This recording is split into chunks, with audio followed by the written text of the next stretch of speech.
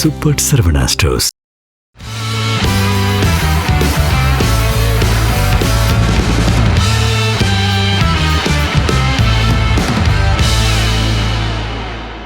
நேர்களே, இன்றைக்கு காங்கிரஸ் கட்சி கூட்டணி என்னானது, அதே போன்று பாட்டாளி மக்கள் கூட்டணி என்னானது, திமுக இறுதி செய்யப்பட்டு விட்டதா? இந்த ரெண்டு கேள்விகளுக்கும் ரெண்டு தலைப்பும் நான் உங்களுக்கு ஒரு அனலிட்டிக்கல் பெர்ஃபார்மன்ஸ் அல்லது நமக்கு கிடைத்திருக்கிற சோர்ஸ் மூலம் உங்களுக்கு ரொம்ப துல்லியமாக சில செய்திகளை தர்றேன். நிறைய கொடுத்துக்கிட்டு இருக்க, நீங்களும் பார்க்குறீங்க. இப்போ காங்கிரஸ் நாம் சொன்னோம் 39 தொகுதிகளும் 2 ராஜ்யசபா இடங்களும் கேட்கிறது. KC வேணுகோபால் காங்கிரசினுடைய அகில இந்திய பிரதிநிதியாக வந்தார். அவரோடு சத்தீஸ்கருடைய முன்னாள் துணை முதலமைச்சரும் வந்தார். இதை நான் உங்களுக்கு சொன்னேன். இதில் ரகசியமாக யாரும் தமிழ்நாடு காங்கிரஸ் கமிட்டியினுடைய தலைவர் செல்வ பெருந்தகையோ காங்கிரஸ் கமிட்டியினுடைய தேர்தல் பணிக்குழு பேச்சுவார்த்தை குழுவிலிருந்து யாரும் அனுமதிக்கப்படாமல் 45 நிமிடங்கள் சித்தரஞ்சன் தாஸ் சாலையில் முதலமைச்சரோடு காங்கிரஸ் கட்சியினுடைய இவர்கள் பேச்சுவார்த்தை நடத்தினார்கள். ஆனால் அந்த பேச்சுவார்த்தையினுடைய தெளிவாக வலிமையாக ஒரு கருத்தை தமிழ்நாடு காங்கிரஸ் கமிட்டிக்கு அகில இந்திய பிரதிநிதித்துவமாக வந்த KC வேணுகோபாலிடம் முதலமைச்சர் சொல்லியிருக்கிறார். நீங்கள் கேட்பது அரிதிலும் அரிது, சாத்தியமற்றது. தமிழகத்தில் நாங்கள் சந்திக்கும் நிலை இப்படி இருக்கிற போது ஏற்கனவே பெற்ற 25 தொகுதிகளுக்கு மேல் இல்லை, அதற்கு பிறகு ஏதோ ஒரு தொகுதி கொடுக்கப்படலாம் என்று சொல்லப்பட்டிருப்பதாக, அல்லது 2 தொகுதிகள் பார்க்கலாம், இதெல்லாம் ஒரு கொசுறு மாதிரி கொடுக்கலாம் பார்க்கலாம், இதற்கு மேல் 39 அன்இமேஜிபிள், அதாவது கற்பனைக்கு அப்பாற்பட, இமேஜின் பண்ண வேணாங்கிற மாதிரி காங்கிரஸ் கட்சிக்கு சொல்லப்பட்டு விட்டது. இதற்கிடையிலே காங்கிரஸ் கட்சி என்ன நடக்க போகுது? காங்கிரஸ் கட்சியின் நிலைப்பாடு ஒரு மௌனி போக்கில் அவர்கள் செல்கிறார்கள். ஆனால் நமக்கு 2 சோர்ஸ்ல என்னன்னா, காங்கிரஸ் கட்சி ஒருவேளை கூட்டணியை முறித்தால் என்ன நடக்கும்? இப்ப காங்கிரஸ் கட்சியினுடைய கிரீஷ் ஜுடங்கருடைய ஸ்டேட்மெண்ட்டும், அதற்கு மாற்றமாக திராவிட முன்னேற்ற கழகம் காங்கிரஸ் கையை விட்டு கலண்டு விட்டால் தான் எடுக்க போகிற நடவடிக்கைகளுக்கான முன் ஏற்பாடுகள் என்ன என்பதை ஒரு தகுந்த ஆதாரமிக்க தமிழக அளவில் மேல்மட்ட அளவிலே மிக முக்கிய ஆளுமைகளுடைய கருத்தோடு உங்களை நான் சந்திக்கின்றேன். காங்கிரஸ் இதனை தொடர்ந்து காங்கிரஸ் மாநில அளவிலான ஒரு அதிகார பங்கினை பெற முயற்சிக்கிறதா என்ற கேள்வியை கிரீஷ் ஜுடங்கர்ட்ட கேட்கிறாங்க. எந்த கட்சியும் ஆட்சி அதிகாரம் வேண்டாம் என்று சொல்லும். அவர் சொல்றார், கிரீஷ் ஜுடங்கர், எந்த கட்சி ஆட்சி வேண்டாம் அதிகாரம் வேண்டாம் என்று சொல்லும். நாங்கள் ஒரு அரசியல் கட்சியை நடத்துகிறோம், ஒரு அரசு சாரா நிறுவனத்தை அல்ல. இட்ஸ் நாட் அன்ஆர்கனைஸ்டு ஆர்கனைசேஷன் அல்ல, இது ஒரு அரசு சார்ந்த ஒரு அரசியல் கட்சி.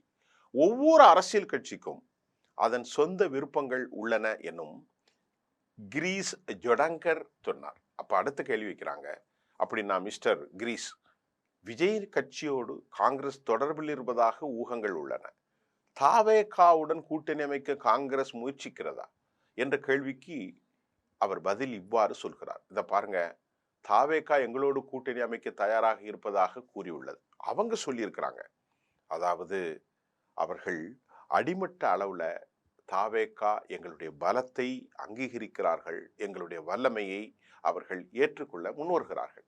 இப்போது நாங்கள் திமுக தலைமையிடம் பேசிக்கொண்டிருக்கிறோம். அவர்கள் கூட்டணி குழுவை அமைத்துள்ளார்கள். நாங்கள் எங்களுடைய பிரதிநிதித்துவம் அடிப்படையிலே எங்கள் பிரதிநிதியும் அவர்களிடத்திலே பேசி கொண்டிருக்கிறோம். அரசியல்ல நீங்க எல்லாரிடமும் பேச வேணுங்க. தொடர்பு, எல்லாருடைய தொடர்பு ஒருபோதும் நிற்காதுங்க. உதாரணத்திற்கு ஒரு கடுமையான எதிரி இருக்கிறாங்க அரசியல் ரீதியா, அவர்களும் எங்களை தொடர்பு கொள்கிறார்கள், நாங்களும் அவர்களோடு தொடர்புல தான் இருக்கிறோம். அதிமுக தலைவர்கள் கூட நாங்கள் விழாக்களில் சந்திக்கும் போதும் ஒருவருக்கொருவர் வணக்கம் சொல்லிக் கொள்கிறோம் என்று ஒரு பிடி கொடுக்காமல் எல்லோரோடும் பேசிக்கிட்டு இருக்கோம். எங்களுடைய அதிகாரத்தை, எங்களுடைய வல்லமையை, எங்களுடைய பலம் பலவீனங்களை தாண்டி எங்கள் பலத்தை தாவேகா ஏற்றுக்கொள்கிறது என கிரீஸ் சொடேக்கர் தனது கருத்தில் சொல்லியிருக்கிறார். இதற்கிடையிலே இப்போ தனித்து திராவிட முன்னேற்ற கழகத்தினுடைய அடுத்த விஸ்வரூபம் எதுவாக இருக்கும்? அப்படி என்றால், ஒருவேளை காங்கிரஸ் கட்சி வெளியேறுது என்று வைத்துக் கொள்வோம். இது திமுகவுக்கு பெரிய தலைவலி குறையும் என்று அண்ணா அறிவாலயத்தின் பல உடன்பிறப்புகளும் முன்னணி தலைவர்களும் நினைக்கிறார்கள். அதை நான் பலமுறை சொல்லியிருக்கேன். இங்க பாருங்க, பொதுவா 30லிருந்து 40 இடங்கள் காங்கிரசுக்கு திமுக ஒதுக்கியது. முதல்ல 63, அதற்கு பிறகு 41, இப்போது 25. இந்த இடங்கள் நமக்கு மிச்சமானா திமுக ஒரு 200 தொகுதிகளில் நேரடியா உதயசூரியன் சின்னத்திலே போட்டியிட திட்டமிடும். இது ஒரு முக்கியமான விஷயம். பெர்ஹாப்ஸ் காங்கிரஸ் இல்லாம போயிட்டுனா டிஎம்கே 180, 190, 200 வரைக்கும் உதயசூரியன் சின்னத்தில் கண்டிப்பாக போட்டியிட போகிறது.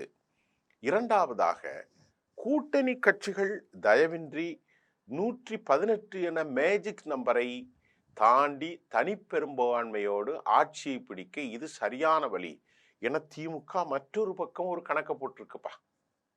அடுத்து, இப்போ விடுதலை சிறுத்தைகள், தேசிய முற்போக்கு திராவிட கழகம் ஒரு புதிய பவர் சென்டராக மாறியிருக்கிறார்கள். காங்கிரஸ் இல்லாத அந்த வெற்றிடத்தை நிரப்ப திருமாவளவனுடைய விடுதலை சிறுத்தைகளும், பிரேமலதா விஜயகாந்தின் தேசிய முற்போக்கு திராவிட கழகம், இந்த 2 கட்சிகளும் திராவிட முன்னேற்ற கழகத்தினருக்கு ஒரு கூடுதல் பலம் தரும் என்றும் நம்பப்படுகிறது. உதாரணமாக, தலித் மற்றும் சிறுபான்மையினர் வாக்குகளை சிதறாமல் வைத்திருக்க விடுதலை சிறுத்தை கட்சிகளை செகண்ட் ஹீரோவாக திமுக முன்னிறுத்தும். நான் இதை ஏற்கனவே சொன்னேன். அவர்களுக்கு கூடுதல் தொகுதிகளை ஒதுக்கி கூட்டணியின் சித்தாந்த முகமாக மாற்றும். நான் மறுபடியும் அந்த செய்தியை உங்களுக்கு தரேன், ரொம்ப கவனிங்க. நான் பலமுறை இதில் சொல்லியிருக்கேன். தலித் மற்றும் சிறுபான்மையினர் வாக்குகள் சிதறாமல் வைத்திருக்க விடுதலை சிறுத்தைகள் கட்சியை செகண்ட் ஹீரோவாக திராவிட முன்னேற்ற கழகம் முன்னிறுத்தும். இதுல தலித் ஓட்டு மட்டுமல்ல, சிறுபான்மையினருடைய முகமாகவும், அது முஸ்லிம்களுடைய சிறுபான்மை முகமாகவும். நல்லா கவனிங்க. தொல் திருமாவளவன் மாறியிருப்பதை திமுக மோப்பம் பிடிச்சிட்டு, ஆகத்தான் திருமாவளவனை செகண்ட் பார்ட்னரா போக்கஸ் பண்ண போறாங்க. இப்ப விஜயின் வருகையால் சினிமா கவர்ச்சி அரசியல் மீண்டும் சூடு பிடித்திருக்கிற நேரத்தில் கேப்டன் விஜயகாந்தின் வாக்கு வங்கியை தக்க வைக்க தேசிய முற்போக்கு திராவிட கழகத்தை ஒரு வலுவான ஆயுதமாக திமுக பயன்படுத்துது. ஏன்னா அவருக்குண்டு வாக்கு இருக்கு பார்த்தீங்களா. அதனாலதான் அந்த அம்மா இந்த பக்கம் போனா உருப்படாது அப்படின்னு யதார்த்தத்தை புரிஞ்சுக்கிட்டாங்க. ஏன்னா பல மேடைகள்ல மோடியோட நின்று மோடிஜி சொல்லி ஒன்றும் வேலைக்கு ஆகலைங்கிறத அந்த அம்மா புரிஞ்சுக்கிட்டாங்க. ஆகவே காங்கிரஸ் கூட்டணியில் இருந்தாலும் இல்லாவிட்டாலும், காங்கிரஸ் கூட்டணியில் இருந்தால் அகில இந்திய அளவிலான சில பிரச்சனைகளுக்கு திமுகவுக்கு முட்டு கொடுக்கும், அட்ஜஸ்ட் செய்ய வேண்டியிருக்கும். ஆனால் இப்போ காங்கிரஸ் வெளியேறி விஜயோடு சென்று விட்டால் தேசிய கட்சிகளிடம் தமிழகத்தில் தாரை வாக்கும் ஒருவித நடிப்பரசியல் என திமுக தனது பிரச்சாரத்தை திசை திருப்பும். நாங்க தேசிய அரசியல்லாம் இல்லைங்க, எடப்பாடி தான் தேசிய அரசியல்ல இருக்கக்கூடிய இந்துத்துவா கும்பலுக்கு அடிமை ஆயிட்டாங்க, நாங்க தனித்து நிற்கிறோம், மண்ணின் மைந்தர்கள், we stand over of regional party அப்படின்னு அவங்க ஃபோக்கஸ் பண்ண போறாங்க. நாங்கள் மண்ணின் மைந்தர்கள், அவர்கள் டெல்லியின் கையாட்கள் என்ற திராவிட மாடல் சென்டிமெண்டலை வைத்து எமோஷனல் அட்டாக் செய்யவும் திமுக பிளான் போடுறாங்க. இப்போ மைக்ரோ லெவல் மேனேஜ்மெண்ட் என்ன அப்படின்னு பார்க்குறோம். மேக்ரோ லெவல், இது மைக்ரோ லெவல்.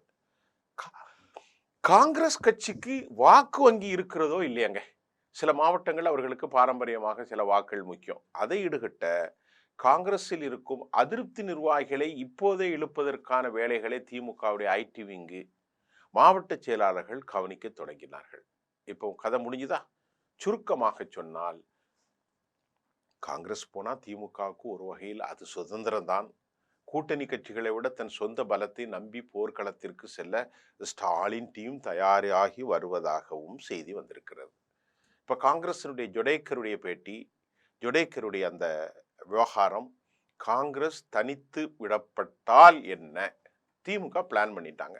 அவங்கள்ட்ட எல்லா வசதியும் இருக்கே, ஆட்கள் பலம் இருக்கிறது, அதிகார பலம் இருக்கிறது, பணபலம் இருக்கிறது, எல்லாம் இருக்கு. யாரை யாரெல்லாம் தூக்கணும், யாரை யாரெல்லாம் மாற்றணும், காங்கிரஸ் எப்படி உடைக்கணும், டெல்லி இல்லாமல் தனித்து நிற்கும் திராவிட பாவை, மண்ணின் மைந்தர்கள் இப்படி கொண்டு வருவாங்க. அதிக சீட்டு வரும்.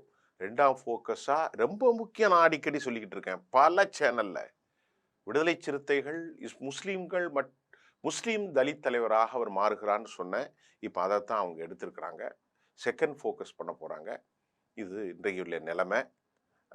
இதற்கிடையில் நம்முடைய பாட்டாளி மக்கள் கட்சி திமுக கூட்டணியில் இல்லை, அது உறுதியாயிட்டு. யார், பெரியவர் ராமதாஸ், அவர் அடுத்த பஸ்ஸில் ஏற போகிறாரு. நேற்று சொல்லிட்டாரு, பஸ்ஸில் இடம் கிடச்சிட்டு நல்ல பஸ்ஸில் ஏற போகிறேன்னு. அநேகமாக அது விஜயா இருக்கும்னு நினைக்கிறேன். ஒருவேளை இவர் காங்கிரஸ் கட்சி விஜயெல்லாம் கூட ஒன்றா சேர்ந்து புதுசாக ஏதாவது ஒன்று செய்வாங்கன்னு நினைக்கிறேன். இன்னும் சில பார்ட்னர்ஷிப்லாம் அவங்க வருவாங்க. விஜயும் ஒரு வலுவான சக்தியாக மாறுவார். இந்த நிலையில் எடப்பாடி பழனிசாமி காலியாவதற்கான வாய்ப்புகளும் நமக்கு தெரிகிறது. விஜயனுடைய வாக்கு வங்கியை நாம் அவ்வளவு குறைத்து மதிப்பிட முடியாது. அவர் கூட்டணி இன்னும் பல புதிய கட்சிகள் இணைவதற்கு வாய்ப்பு இருக்கிறது. அதை நான் கொஞ்சம் ரகசியமாக செய்தி போயிட்டுருக்கு. அடுத்த செய்தியோடு உங்களுக்கு நான் அதை கொஞ்சம் ஃப்ராங்காக அதை கன்ஃபார்ம் பண்ணிவிட்டு உங்களுக்கு சொல்கிறேன். மீண்டும் அடுத்த செய்தியில் சந்திப்போம். நன்றி.